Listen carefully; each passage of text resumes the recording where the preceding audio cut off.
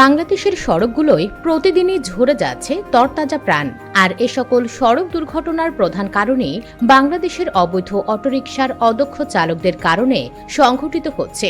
বিগত সময়ে বিভিন্ন ধরনের পদক্ষেপ নিলেও আসলে তা কার্যকর করা কঠিন হয়ে পড়ছে। ফলে কোনোভাবেই থামানো যাচ্ছে না এ সকল অবৈধ যানবাহন এবং অদক্ষ চালকদের। বাংলাদেশের সড়কগুলো বর্তমানে এক মর্মান্তিক পরিস্থিতিতে রয়েছে, যেখানে ব্যাটারি চালিত অটোরিকশাগুলোকে দুর্ঘটনার প্রধান কারণ হিসেবে চিহ্নিত করা হচ্ছে। এই যানগুলো সড়কে বিশৃঙ্খলা ও দুর্ঘটনা বৃদ্ধির জন্য দায়ী এবং এটি একটি গুরুতর জনস্বাস্থ্যের সমস্যা হয়ে দাঁড়িয়েছে।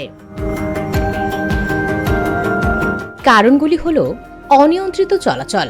ব্যাটারি চালিত অটোরিকশাগুলোর অবাধ ও অনিয়ন্ত্রিত চলাচল সড়কে দুর্ঘটনার ঝুঁকি বাড়িয়ে দিচ্ছে। ত্রুটিপূর্ণ কারিগরি মান।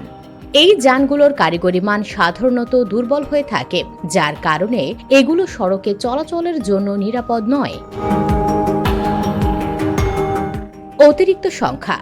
সড়কে অতিরিক্ত অটোরিকশার কারণে যানজট ও দুর্ঘটনা উভয়ই বাড়ছে। বিদ্যুৎ ঘাটতি।